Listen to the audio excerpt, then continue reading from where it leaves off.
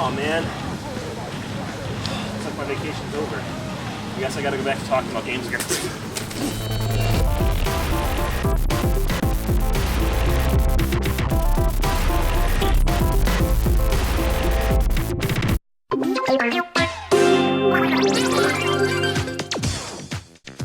Now we could do this whole review in 3 simple words. Ink Roller OP. That would be a boring ass video, and I don't have time for that! Splatoon was announced on June 10th, 2014 during Nintendo's E3 event. Now those of you that are astronomers may notice that wasn't too long ago, which means that this isn't my typical retro review or conceptual piece. No, my friends, that's right. This video is about something modern! In this day and age, it's really hard to not know what Nintendo's got going on, so it's likely that you already know what Splatoon is. But in case you don't know what Splatoon is, well, this.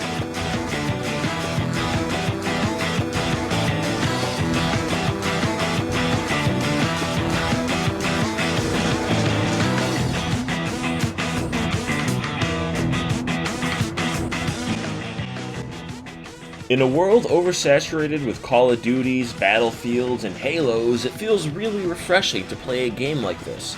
Sure, the repetitive nature of Call of Duty, Battlefield, and Halo lives on, but this game feels so much better and so much fresher that I can excuse the repetition. So the basis of the game is that you and your teammates have to cover as much ground as you possibly can, and the team that comes out with the most ground coverage is the winner. So this game doesn't necessarily revolve around player kills. When you do kill a player, you do get more experience points, and you get an explosion of ink of your color where they were standing, so it does help, but it's not 100% necessary. Actually, some of the scores that I've seen have come from people that have had low kill counts, but just high ground coverage. One of the common complaints I hear about Splatoon is how much of a kid's game it is. It's like a kid's game. Go play something manly. Go play Battlefield. Go play Call of Duty. Ugh. Well, you know what? It does look like a kid's game, but that doesn't make it any less intense. So strap your butts in, kids, because we're going on a wild ride. Whoa! Oh my! Oh, it was so close! It was so close! Oh, Jesus! Ah! Oh my god, it's a killer whale! Alright, so let's talk about the shops real quick. Once you hit level 2, you're able to start buying things from the weapons shop, and once you hit level 4, you have access to the clothes shop, so you can buy things like new shirts, new hats, new shoes. Wait a minute. Is that a tempura shrimp? You gonna sell me some shoes? Thanks. Much like Super Smash Bros. And Mario Party 10, Splatoon is seeing its own set of amiibo. Nothing too wild this time. There's a boy squid amiibo, there's a girl squid amiibo, and even a squid amiibo, which is only part of the amiibo 3-pack. That's dumb. I want the squid. Alright, so let's check out what the amiibo does. Well, when you first bring it into the game, it tells you it's happy to see you, and that's really nice. I'm happy to see you too. I mean, I spent $13 on you. And one of the first things she tells us is that we have to go get our feet wet in Octo Valley. Well, what's Octo Valley? Hold on, it's over here. Let's go check it out. Huh. It looks like some kind of single-player campaign. A single-player campaign? This game's main selling point to me was the fact that it was a chaotic multiplayer Hey, can you kids keep it down? I'm trying to make a video.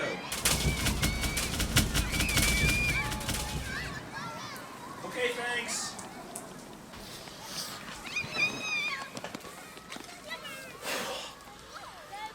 Those kids seemed really nice. But like I was saying, the selling point of this game was its chaotic online multiplayer. How could this translate into a single-player campaign? Well, at first I thought it was going to be bots, like in Perfect Dark, but instead what I found was some sort of puzzle platformer with shooting elements put in. And honestly, my first opinion was that this sucked. I don't know, it felt really unnecessary, kind of rushed, it just felt like, yeah, let's put it in. But I kept playing. And I have to be honest, it's kind of growing on me. I wouldn't say it's the greatest part of the game, but it's definitely something to keep you entertained. But it does feel kind of boring compared to the multiplayer. And there is an incentive to play through the single-player campaign. You unlock special gear and weapons that you can take with you to multiplayer. And trust me, this gear is worth it. Now back about the amiibo. After finishing a few levels in the Octo Valley, we can see that the amiibo offers challenges for levels that we've already cleared. But the incentive isn't really that strong. I mean, at least not yet. Your prize for completing the first challenge is a lousy 600 coins. Yeah, or just play 1 or 2 matches online. I feel like having amiibo for this game is kind of pointless. I mean, why not just have the option to do the challenges after you've completed the level in single player?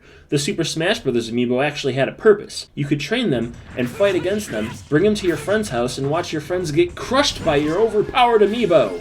The amiibos offered more of a challenge than just the simple level 9 computers, and it's cool because you can customize what they look like. Whereas here, the amiibo's just like, oh, well, hey, you have me, you spent money on me, here's a challenge! Beyond collecting the amiibo, I don't really see the point to it. I even put mine back in the box and put it up on my wall. It's not the prettiest reseal ever, but it's better than just sitting around collecting dust. Now, we all know that there's no such thing as a perfect game, and Splatoon has its own handful of flaws. Nothing too deal-breaking, but it would be remiss of me to not at least make mention of them, because there are a few parts in Splatoon that absolutely drove me batshit crazy. Now, don't worry, this is definitely going to be an over-dramatization of what the actual problems are, but it would be boring otherwise, right? Let's take a look. One of my first complaints has to deal with the interface. Everything looks really nice, crisp, and clear, but can somebody please tell me why there isn't an ink remaining icon on the GUI somewhere? I mean, look what happens here. I ran out of ink in a really stressful situation. It really needs to be more prominent. Now look, I know that this isn't the only game where your information about your character and your status is given to you on the character's back. Dead Space did it, and Dead Space is a wonderful game. But do you want to know what the difference is? You know why it works so much better in Dead Space? Because that shit glue in the dark. You could see whether you were okay or not so okay. So it was really, really easy to figure out what was going on. I know it's not hard to look here to see what you have going on, but in stressful situations, you're not looking here. You're looking anywhere but here. You're looking in front of you. You're trying to see who you're trying to splat. It just blends in with the background too much to be of any use, especially during a stressful situation. Nope, nope. Ink. I want any ink. Who wants to know when they're almost out of ink? Like, what's the point? Is it me? Am I bad? Is it because I'm bad at this? No, it's not. It's not. It's a stupid system. They need to turn it around. They need to fix it. Put it on the screen where I can see it. That's all I want. I just want to see how much ink I have left. That's I don't think I'm asking. Am I asking too much? Somebody tell me. Am I asking too much? No? Good. Why are the shop owners such dicks? When you first start the game, of course you're not going to be anywhere near as cool as the rest of us. That doesn't mean you have to be an asshole about it. I mean, look at these guys.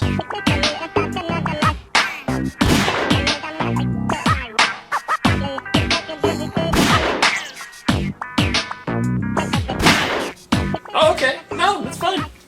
It's fine. I'm out. I don't need your high school ass kids. Oh, that's fine. No, cool. Kids, stay. No. No, it's fine. Stay as long as you want. No, please. I insist. Alright? I insist. By the way, fuck you. What's wrong with having a simple closed sign on the door? When you try to go in, you can't go in because the store's closed. Come back when you're level 4, maybe the store will be open. I don't buy a game just to be actively insulted by the non-player characters. No, that's why you splat the non-player characters. Oh, but that's right, you can't splat the non-player characters. You have to sacrifice your own personal taste if you want to have equipment that's going to help you at all when you're on online matches. And I mean, what would you rather do? Would you rather be comfortable with how your character looked, or would you rather make sure you have all the best stats even though you look absolutely ridiculous? Now, what's interesting is that there's always going to be two sides to this argument. Some people prefer the personal style. They want to see their own flair in a game like this, something that's not meant to be taken so seriously. But then, you have the competitive crowd that will always take stats over their own personal satisfaction. Maybe that is their own personal satisfaction. Who am I to judge? I'm sorry, I just don't feel comfortable having to resort to... I feel ridiculous right now. Yes, 3 stats. This is not, I'm not going out in this. No, dude, I'm not going out in this. No, I'm not. Oh, fuck, God damn it, there's a door here somewhere, and I'm going through it.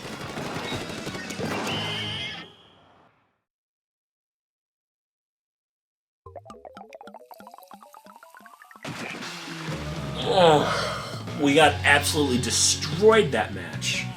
I mean, there were a couple level 20s, there were a couple of low levels, but I mean, at least the teams were...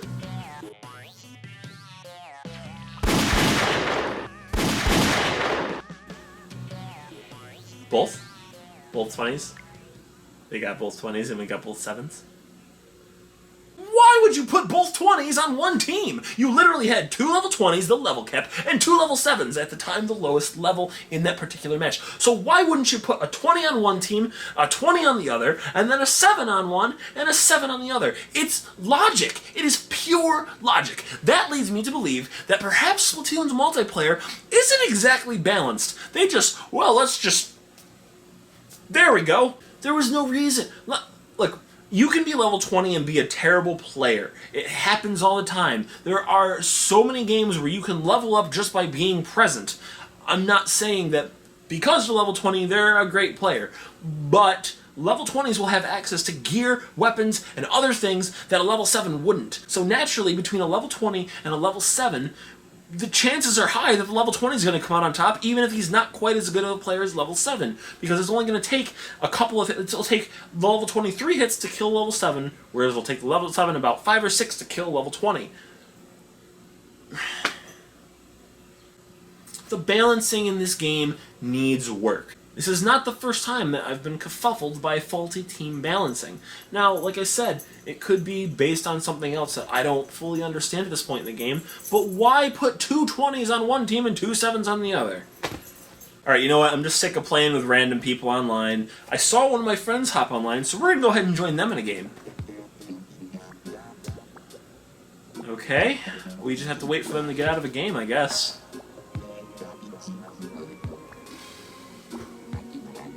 Oh, finally. Let me just... What? I have to wait again? I have to wait another game? Why? I'm joining my friend. They're on my friends list. I'm actively trying to play with my friend. Why do I have to wait again?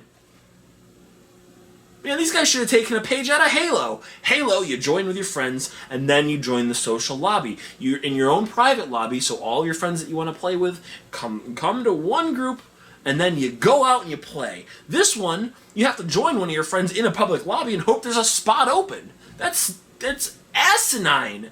Oh man, we went over so much. I'm exhausted. Now look, I know I ranted and raved about a bunch of things that really frustrated me, and it may even have come off to you that maybe I'm so frustrated with the game I'm never going to play it again. But that's not true at all. Like I said, nothing here is actually deal-breaking. It's actually one of the best games I've played in a long time. I would go so far as to say that this is a must-own for Wii U owners. Now, I understand that there's going to be a lot of people that say it's overrated. And to be fair, that's fine. That's opinions. We all have opinions. The beautiful thing about all this is it's all opinionated. You came to this video to check out my opinion on this game, and I think this game is fantastic.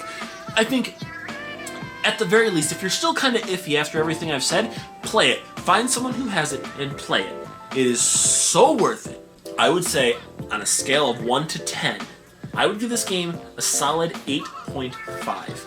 It's losing points for its weird control, it's losing points for difficulty seeing how much ink I have left, and it's losing points for an unbalanced online matchmaking system. And it's losing a couple of points here and there for its douchey shop owners who think that the freshest things are the only thing that's worth it. You know what I'm saying, son?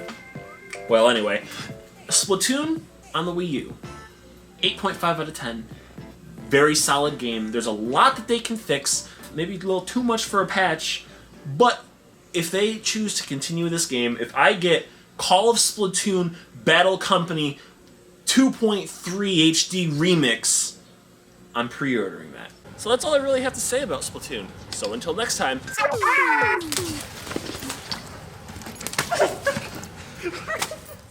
Thank you guys so much for watching my Splatoon review. If you guys liked the video, let me know by giving the video a thumbs up and leaving me a comment in the comment section below. I'd love to hear from you guys, and I'll respond to as many of you as I can. If you want to help the channel grow, feel free to subscribe to Taimythix. Share this video with your friends on Facebook and Twitter. Check out Canvas Kingdom for some custom consoles and other artistic things. And as always, I will catch you guys in the next video. Stay awesome, and don't do anything that I wouldn't do.